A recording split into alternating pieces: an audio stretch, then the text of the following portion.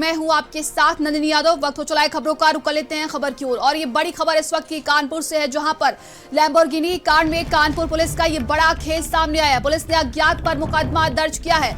Rice Shivam Mishra का FIR में नाम नहीं है।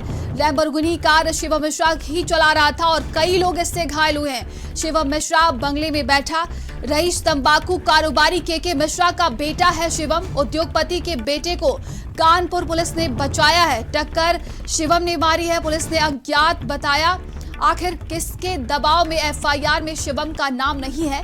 क्या रईस शिवम मिश्रा के लिए कानून अलग है क्या? ये तमाम देखिए सवाल हैं और पुलिस ने अज्ञात के नाम मुकदमा दर्ज किया है, जबकि कार जो है वो शिवम ही चला रहा था। उसी ने कई लोगों को टक्कर मारी है।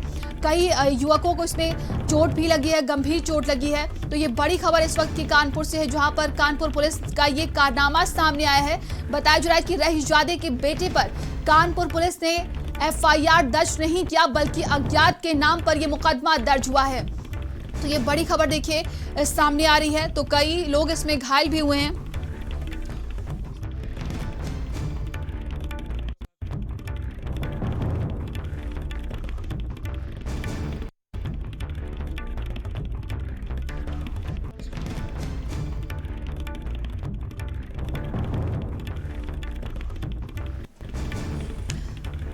तो क्या रईस शिवम मिश्रा के लिए कानून अलग है? कानपुर में तंबाकू कारोबारी के बेटे शिवम मिश्रा की ब्लैक लैम्बोर्गिनी कार का ये कहर देखने को मिला, जिससे कई लोग घायल हो गए। और जब प्रशासन पर दबाव बढ़ा तो प्रशासन ने सिर्फ और सिर्फ अज्ञात के नाम ये मुकदमा दर्ज किया है। कानपुर पुलिस का ये बड़ा कारनामा सामने आया है। तस्वीरें हम आपको दिखा रहे, देखिए थाने में किस तरीके से इस लैम्बोर्गिनी कार को ढक कर रख दिया गया। और आपको बता दें कि शिवम के कार से कई लोग इसमें गंभीर रूप से घायल हुए हैं।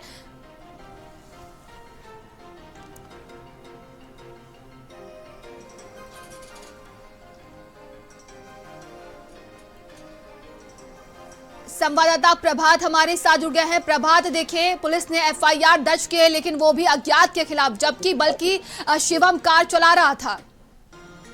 ये बिल्कुल ये कानपुर कमिश्नरेट पुलिस है। जो करे वो कम होता है, क्योंकि कानपुर में जिस तरह का पूरा मामला देखने को मिला है, वहां पर जो कार है वो अनियंत्रित होती है और वहां सड़क के किनारे खड़े लोगों के ऊपर चढ़ जाती है। एक बुलेट जो है उसको भी कुचल देती है, जिसके बाद वहां पर भीड़ लगती है। उसी दरमियान जो कार चालक है उसके साथ जो बाउंसर्स मौजूद होते हैं, उससे चालक को निकाल कर ले जाते हैं। और उसके बाद पुलिस जो है इस कार को, जो ये मेरे बगल में आप देख सकते हैं कि खड़ी हुई है गाड़ी, इसको चालक जो पुलिस है वो थाने लेकर आती है। और सबसे ज्यादा जो अहम तब हो जाता है कि जब ये गाड़ी जो है जो एक्सीडेंट करती है, जिसमें लोग घायल हैं, उसको थाने लाया जाता है।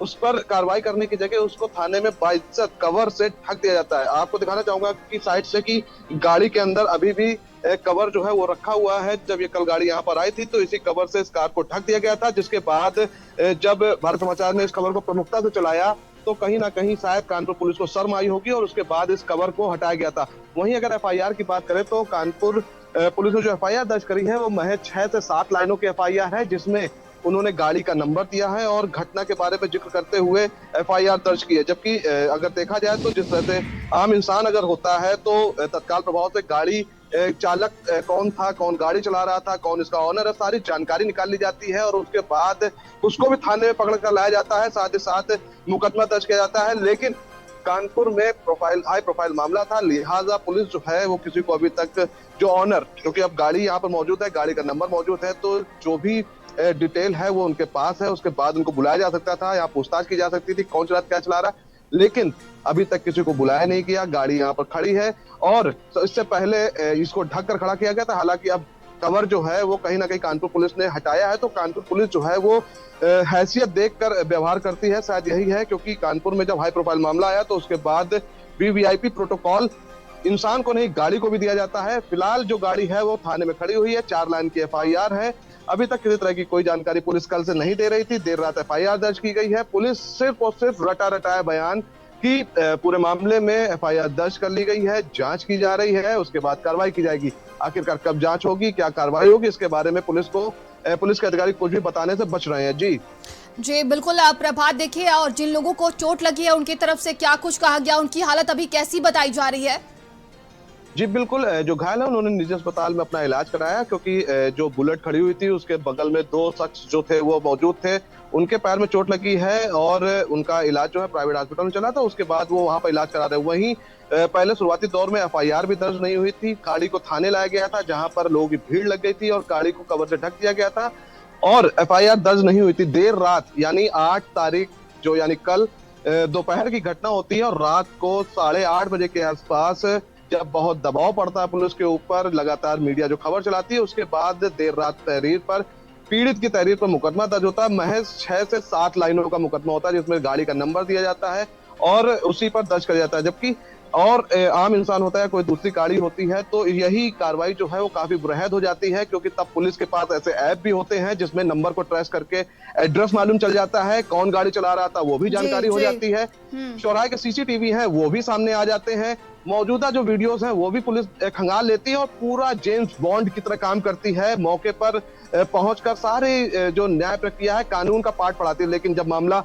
विपरीत हो जाता है, जब एक बड़े तंबाकू व्यापारी, तंबाकू कारोबारी का जब मामला आता है, तो पुलिस के जो नियम है, जो कानून है, वो थोड़े से बदल जाते हैं। उसका जो वानगी है वो कानपुर में देखने को मिलती है कि सामने कार खड़ी हुई है, ये कल तक ढकी हुई थी, बाइज्जत में स्क्रैच और ना आए, इसका भी ध्यान रखा जा रहा है। तो साफ है कि पुलिस की कार्यप्रणाली पर भी कई गंभीर सवाल खड़े होते हैं। और सबसे अहम बात, क्योंकि अज्ञात पे मुकदमा लिखा गया है, तो कहीं ना कहीं लोग जो है वो यहाँ पर बात कर रहे हैं, क्या टार्जन द वंडर कार है कि कोई ड्राइवर नहीं चला रहा था या बिना ड्राइवर के कार चल रही थी। तो कई सवाल है पुलिस के ऊपर जो पूछना बनता है, क्योंकि आम इंसान और उद्योगपतियों के लिए कानून सबके लिए एक है, लेकिन यहाँ पर जो देखने को मिला है वो कहीं ना कहीं बहुत बड़ा गैप देखने को मिला है कि आम इंसान होता तो कार्रवाई अलग होती है। प्रभात, बिल्कुल आप बनी रहिएगा हमारे साथ।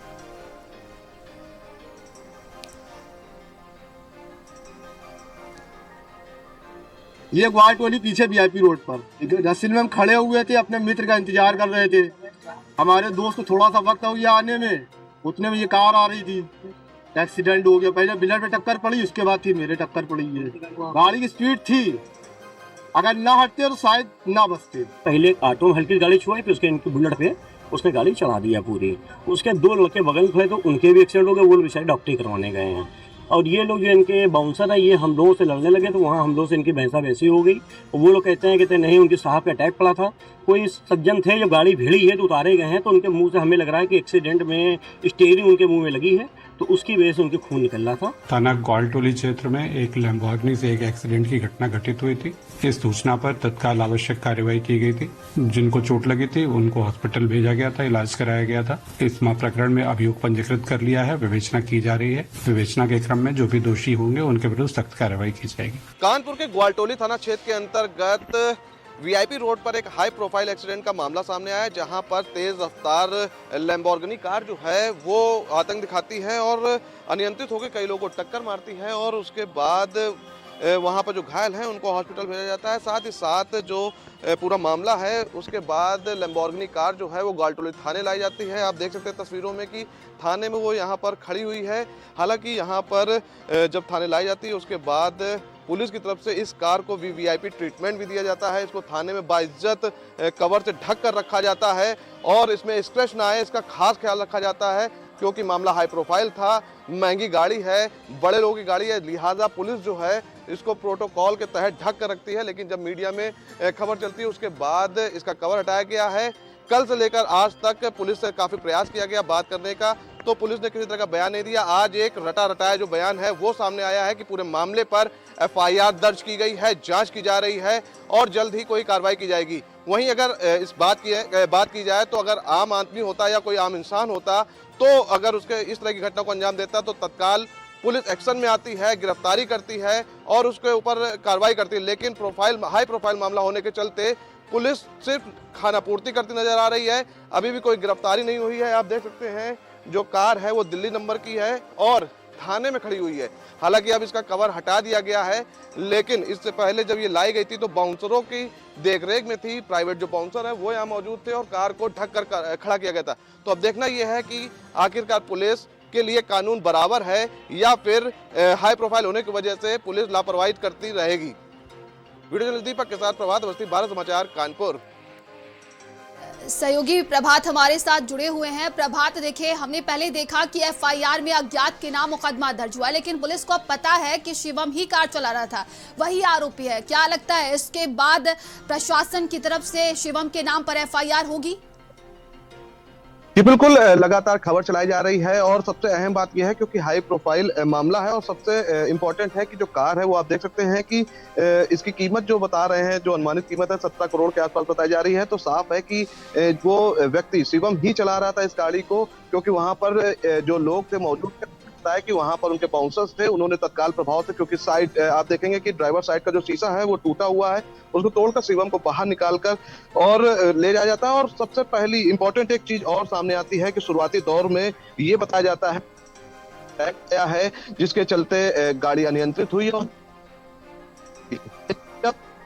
पुलिस से इस बारे में कार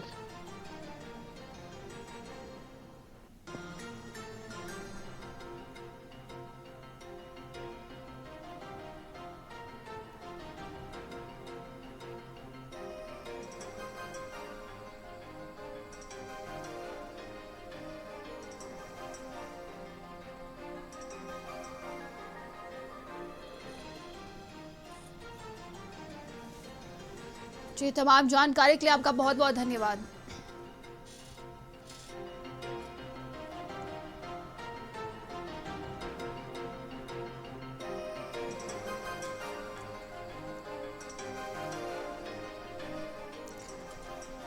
चलिए आगे बढ़ते हैं। खबर राय